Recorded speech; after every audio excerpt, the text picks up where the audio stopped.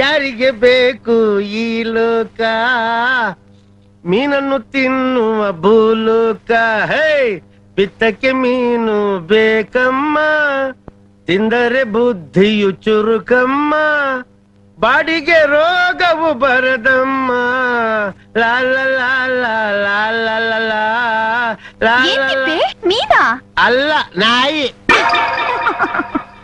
ಕೇಳೋದ್ ನೋಡು ಆಗ್ಬಿಟ್ಟಿದ್ ಮಕ್ಕಳು ಕೇಳಿದ್ರು ಹೇಳ್ತಾವೆ ಇವ್ ಮೀನು ಅಂತ ಸಾಲದಕ್ಕೆ ಗಾನ ಬೇರೆ ಬಜಾಸ್ಕೊಂಬಂದಿವ್ನಿ ಸರ್ಸವ ರವಿಯಣ್ಣ ಇದನ್ ಕಳ್ಸವ್ನೆ ಇದ್ನ ಚೆನ್ನಾಗಿ ಹುರಿದು ಪ್ರೇ ಮಾಡ್ತೀನಿ ನೆಂಚ್ಕೊಳಕ್ಕೆ ಇದ್ರಾಗೆ ಒಳ್ಳೆ ಸಾರು ಮಾಡ್ತೀನಿ ಮೀನಿನ ಸಾರಾಗೆ ಮುದ್ದೆ ಉಳ್ಳಿಸ್ಕೊಂಡ್ ನುಂಗ್ತಾ ಇದ್ರೆ 2 ಮುದ್ದೆ ಉಣ್ಣೋ ಮಗ 4 ಮುದ್ದೆ ಉಂಡು ಬಿಡ್ಬೇಕು ನೋಡ್ತಾ ಇರು ಹೆಂಗ್ ಮಾಡ್ತೀನಿ ಡಿಂಟಕ ಡಿಂಟಕ ಡಿಂಟಕ ಇದಕ್ಕೆ ಲಾಯಕ್ಕು ಹೋಗ್ ನೀನು 3 ಹೊತ್ತು ತಿಂದ್ಬಿಟ್ಟು ಇದೊಂದು ಆಗ್ಬಿಟ್ರೆ ಆಗೋಯ್ತು ಬೇರೆ ಏನ್ ಯೋಚನೆನೂ ಇಲ್ವಲ್ಲ ಇವನ್ ಜೊತೆ ಸೇರಿ ನಿಮ್ ಅಣ್ಣನು ಹೀಗೆ ಆಗೋಗ್ಬಿಟ್ಟಿದ್ದಾನೆ ಹೀಗೆ ಅಂದ್ರೆ ಅದೇ ಇವನಿಗಂತೂ ಮದ್ವೆನೂ ಇಲ್ಲ ಮುಂಜೆನೂ ಇಲ್ಲ ಮಾಡ್ಕೋಬೇಕು ಅಂತ ಆಸೆ ಅಂತೂ ಇಲ್ಲವೇ ಇಲ್ಲ ನಿಮ್ ಅಣ್ಣನು ಇವನ್ ಹಾಗೇನೆ ಮಾಡಿಟ್ಬಿಟ್ಟಿದ್ದಾನೆ ಹೌದಾ ಹೌದಾ ಅಂತ ಬೇರೆ ಕೇಳ್ತಿದ್ಯಲ್ಲ ನಾನೇ ಮೇಲ್ ಬಿದ್ದು ಹೋಗ್ತೀನಿ ಬೇಕಂತ ಮೈಕೈ ಎಲ್ಲ ಮುಟ್ತೀನಿ ಅವನಿಗೆ ಏನು ಆಗೋದೇ ಇಲ್ಲ ಕಣೆ ನನ್ನ ಕಷ್ಟ ನಾನು ಯಾರ ಹತ್ರ ಹೇಳ್ಕೊಳ್ಳಿ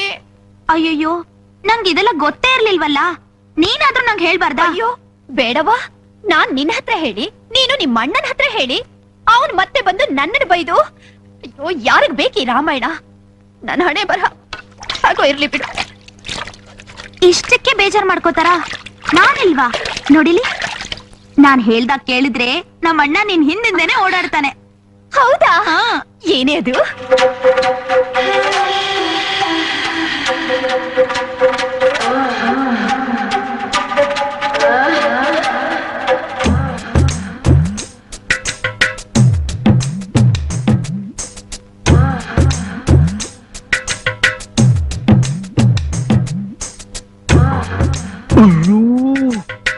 ಕೇಳ್ಬಂತಪ್ಪ ರೋಗ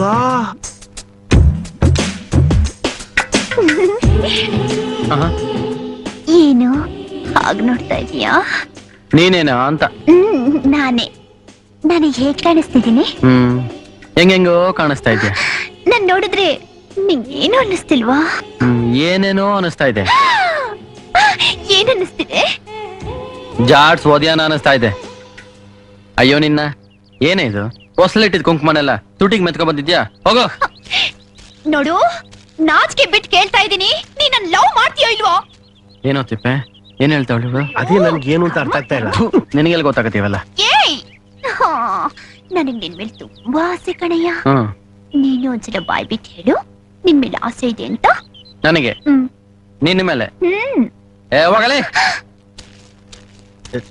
ರವಿ ರವಿ ಹೆಣ್ಮಗ ಬಾಳ ನೊಂದ್ಕೊಂಡ್ಬಿಡ್ತದೆ ನಾಳೆ ಒಂದ್ಕಿತ ಹೇಳ್ಬಿಡ್ಲಾ ಸುಮ್ನೆ ಬರ್ತೀಯಾ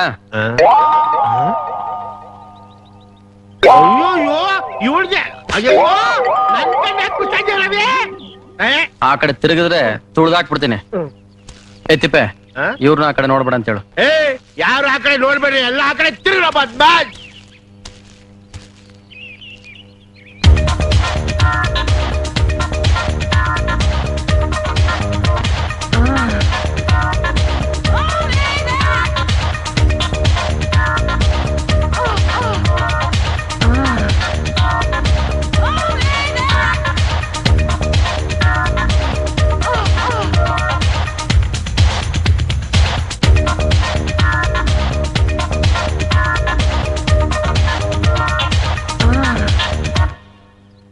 ಏನ್ ಸೌಂದರ್ಯ ಇಷ್ಟೇ ಇಷ್ಟಿದೆ ಮೈ ಮೇಲೆ ಅದು ಇರ್ಲೋ ಬೇಡವ ಅಂತ ಅದನ್ನು ಕಿತ್ತಾಕ್ಬಿಟ್ರೆ ತುಂಬಾ ಚೆನ್ನಾಗಿರುತ್ತೆ ಥೂ ನಿನ್ ಜನ್ಮಕ್ ಬೆಂಕಿ ಹಾಕ ಹೆಣ್ಣ ನೀನು ನಿನ್ಗೇನ ನಾಚಿಕೆ ಮಾನ ಮರ್ಯಾದೆನ ಇದ್ಯಾ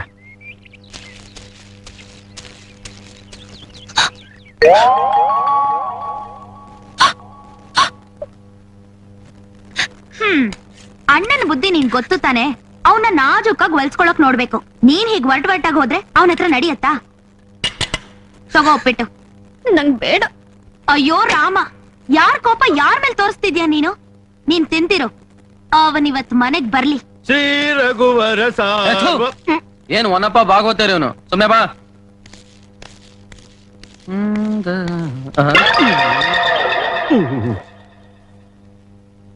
ರಾವ್ ಕಾಲ ಎಷ್ಟೊತ್ತಿಗೆ ಇವತ್ತು? ಇನ್ನೇನ್ ಈಗ ಶುರುವಾಯ್ತದೆ. ನಿಂಗ್ ಸ್ವಲ್ಪನಾದ್ರೂ ದಯೆ, ದಾಕ್ಷಿಣ್ಯ, ಕರುಣೆ, ಕನಿಕರ ಇದ್ಯಾ ನಿನಗೆ? ಅಯ್ಯೋ, ಅದೇನೋ ಕೇಳ್ತಾವಳಲ್ಲ ಅವಳು, ಅದನ್ನೆಲ್ಲ ಸಂತಿನ ತಂದು ಕೊಟ್ಬಿಡು. ಆಯ್ತಾಯ್ತು. ಆ ಮಾನ ಬರ್ಬದೆ. ನೀನ್ ಬಾಯ್ ಮುಚ್ಕೊಂಡಿರೋ. ಹೆಣ್ಮಕ್ಳಿಗೆ ಕಣ್ಣಲ್ಲಿ ನೀರ್ ಹಾಕಿಸ್ತಾರಾ? ನಾನೇ ಯಾವ ಹೆಣ್ಮಗು ಕಣ್ಣೀರ್ ಹಾಕ್ಸ್ದೆ? ನೋಡು ಆ ಗೌರಿ ಎಷ್ಟೊಂದು ಅಳ್ತಾ ಕೂತಿದ್ದಾಳೆ. ಆ, ಹಾಕ್ತೀನಿ ನೋಡಿ. ಯಾಕ್ ನಗೋದು?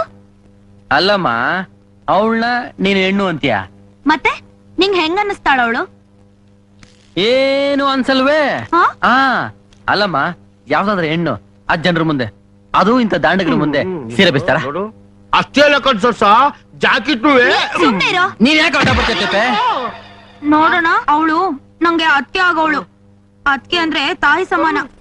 ತಾಯಿ ನೊಂದ್ಕೊಂಡ್ಬಿಟ್ರೆ ನಾನು ನೊಂದ್ಕೊಂಡ್ಬಿಡ್ತೀನಿ ಅಷ್ಟೇ. ಸರಿ, ಅದಕ್ಕೆಲ್ಲ ನೀನ್ ಯಾಕೆ ನೊಂದ್ಕೋತೀಯ? ನಾನೇನ್ ಮಾಡ್ಬೇಕು ಹೇಳು? ಮತ್ತೆ ನನ್ ಸಮಾಧಾನ ಮಾಡೋ ಬದ್ಲು ಅವಳಿಗೋಗ್ ಸಮಾಧಾನ ಮಾಡು.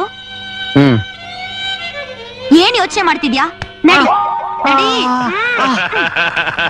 ಏಯ್, ನೀನೆಲ್ಲ ಹೋಗ್ತಿದ್ಯಾ? ಸಮಾಧಾನ ಮಾಡಕ್ಕೆ ಅಲ್ಲಿ ಅಣ್ಣ ಹೋಗಿದ್ದಾನೆ, ನೀನೇನ್ ಹೋಗ್ಬೇಕಾಗಿಲ್ಲ. ಇದೊಳ್ಳೆ ಕತೆ ಆಯ್ತಲ್ಲ. ಬೈಬೇಕಾದ್ರೆ ಮಾತ್ರ ನಾನ್ ಜೊತೆಲಿ ಇರ್ಬೇಕು, ಸಮಾಧಾನ ಮಾಡಕ್ ಮಾತ್ರ ರವಿ ಒಬ್ನೇ ಹೋಗ್ಬೇಕೇನೋ? ನಾನು ಹೋಯ್ತೀನಿ. ಅಯ್ಯೋ ಸುಮ್ನಿರು. ನಿನಗೆ ಮೈ ಬೆಳೆದಿದ್ಯಾ ಹೊರತು ಬುದ್ಧಿ ಮಾತ್ರ ಬೆಳೆದಿಲ್ಲ. ಸರಿಯಾಗಿ ಹೇಳ್ದೆ. ನೋಡು, ಅಣ್ಣ ಅಲ್ಲಿ ಪ್ರೀತಿ ಮಾಡಕ್ ಹೋಗಿದ್ದಾನೆ, ಅಲ್ಲಿ ಬೇರೆ ಯಾರು ಹೋಗ್ಬಾರ್ದು. ಹಂಗೆ ಅಂತ್ಯಾ? ಅದ್ ಹೆಂಗೆ ಅಂತ ನಾನು ಒಂದ್ಕಿತ ನೋಡ್ಕೊಂಡಿದ್ದೆ. ನಿನಗೆ ಹಾಕ್ತೀನಿ ನೋಡು. ನೋಡು, ಅಯ್ಯೋ,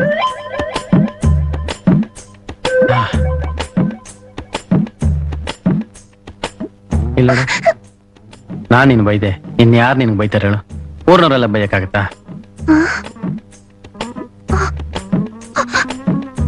ಹಾಗಾದ್ರೆ ನಿನಗ್ ನನ್ ಮೇಲೆ ಪ್ರೀತಿ ಇದೆ ತಾನೆ? ಅದೇನೋ ನನಗೆ ಗೊತ್ತಿಲ್ಲ ಕಣೆ. ಹೋಟೆಲ್ ನೀನ್ ನೋಡಿದ್ರೆ ನಂಗೆ ಏನೇನೇನೇನೋ ಆಗತ್ತೆ ಕಣೆ. ಅಯ್ಯಯ್ಯೋ! ಯಜಮಾನ್ರಿ, ಊರಿನ ಜನ ಒಬ್ಬೊಬ್ರೆ ಹೆಬ್ಬೆಟ್ ಹಾಕ್ಬಿಟ್ರೆ ಆ ಜಮೀನೆಲ್ಲ ನಿಮ್ದಾಗೋಗ್ಬಿಡುತ್ತೆ. ಆಮೇಲೆ ನೀವು ಆಸೆ ಪಡ್ತಿರೋ ಕಾರ್ಖಾನೆ 5 ವರ್ಷದಲ್ಲಿ ಹೆಬ್ಬೆಟ್ ಹಾಕ್ಸೋದ್ ಹೇಗೋ? ಊರ್ ಜನರೆಲ್ಲ ಇವತ್ತು ನಮ್ಮ ಋಣದಲ್ಲಿದ್ದಾರೆ ಯಜಮಾನ್ರೆ. ನಾವ್ ಹೇಳದಂಗ ಅವ್ರು ಕೇಳಲೇಬೇಕು. ಹೆದರ್ಸಿ ಬೆದರ್ಸಿ ಮಾಡುವಂತ ಕೆಲಸ ಅಲ್ಲ ಇದು. ಜಾನ್,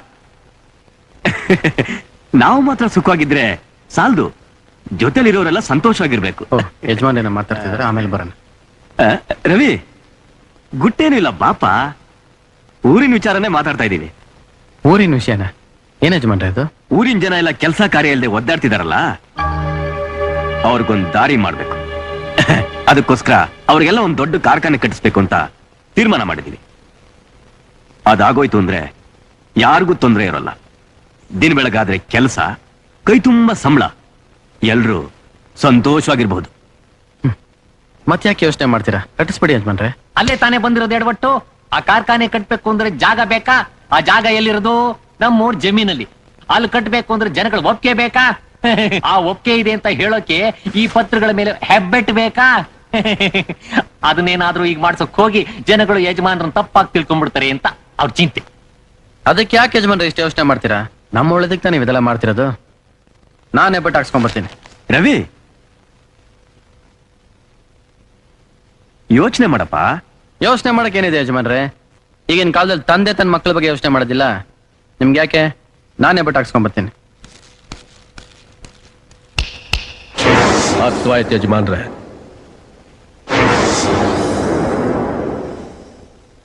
ನೋಡಿ, ಯಜಮಾನ್ರು ನಮ್ ಕಷ್ಟ ನೋಡೋಕಾಗ್ದೆ ನಮಗೋಸ್ಕರ ಒಂದು ಕಾರ್ಖಾನೆ ಕಟ್ಟಿಸ್ತಿದ್ದಾರೆ. ಕಾರ್ಖಾನೆ ಆಗೋಗ್ಬಿಟ್ರೆ ನಮ್ಗೆ ಯಾರಿಗೂ ತೊಂದರೆ ತಾಪತ್ರೆ ಏನೂ ಇರೋದಿಲ್ಲ. ಅದಕ್ಕೋಸ್ಕರ ನೀವೆಲ್ಲ ಈ ಪತ್ರಕ್ಕೆ ಒಂದ್ ಹೆಬ್ಬೆಟ್ ಹಾಕ್ಬೇಕು. ಅಲ್ಲ ಲಕ್ಷ್ಮಕ್ಕ, ಅವ್ರ ಕಾರ್ಖಾನೆ ಕಟ್ಟೋದಕ್ಕೆ ನಾವೇ ಕೆಬ್ಬೆಟ್ಟೋದ್ಬೇಕು? ಯಾಕಾದ್ರೂ ಆಗ್ಲಿ, ರವಿ ಮ್ಯಾಕೆ ನಮ್ ನಂಬಿಕೆ ಐತೆ. ಅವ್ರು ಹೇಳಿದ್ಮ ಮುಗೀತು.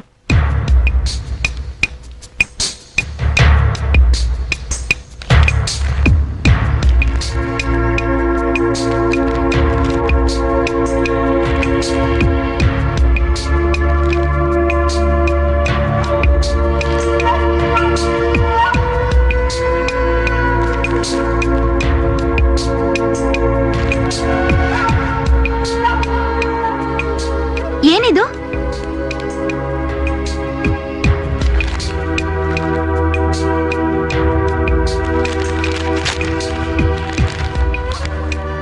ವೇಣ, ಒಂದೇ ಒಂದ್ ಪತ್ರ ಉಳಿದ್ಬಿಟ್ಟಿದೆ. ಯಾರ್ದದು? ಮಾದೇವ ಮನೆ ನಂಬರ್ 17.